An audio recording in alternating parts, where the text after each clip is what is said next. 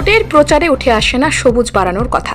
এই নিয়ে আক্ষেপ যেন ঝরে পড়ে পদ্মশ্রী পুরস্কার প্রাপ্ত দুঃখ মাঝির গলায়। তবু গণতন্ত্রের এই মহান উৎসবে সবাইকে ভোট দেওয়ার আহ্বান জানিয়েছেন তিনি। তার কথায়, আসুন সবাই মিলে ভোট দিয়ে দেশের গণতান্ত্রিক কাঠামোকে আরো মজবুত করে তুলি। এলাকার বেহাল রাস্তাঘাট, পানীয় জল থেকে আরো কিছু সমস্যায় মনে কষ্ট পান ওই বৃদ্ধ। অভাবের সংসারে জীর্ণ মাটির ঘরে কোনোভাবে দিন গড়িয়ে যায় দুঃখুর। আগে প্রচারের আলোয় সেভাবে না এলেও সম্প্রতি পদ্মশ্রী সম্মান পাওয়ার পর থেকে রাতারাতি যেন সেলিব্রিটি হয়ে উঠেছেন সবুজের ওই মহামানব।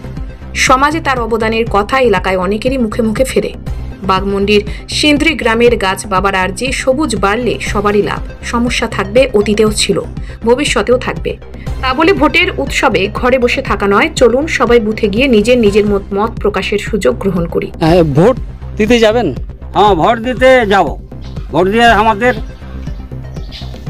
ভোট দেওয়া দরকার। সবাই গণতন্ত্রে আমরা ভোট দিয়ে আমরা সরকার গঠন করব।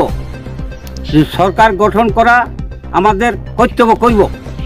হ্যাঁ, তবে এই গাছ লাগার নিয়ে কিছু যদি নেতারা না বলে সেটা আমারটুকু দুঃখ।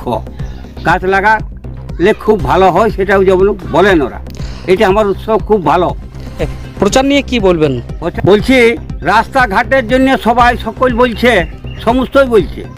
ওরা বলছে যে রাস্তাঘাট বলছে, কেউ গাছের নিয়ে কোনো বলে নাই।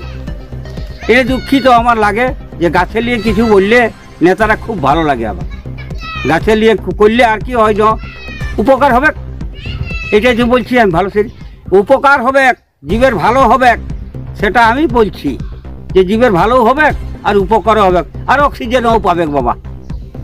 এটা বললে খুব ভালো বলছি, তো নেতারাই বললে আরও ভালো বটে।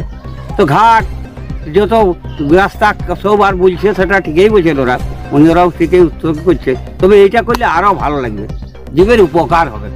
আর কি বলতে চল।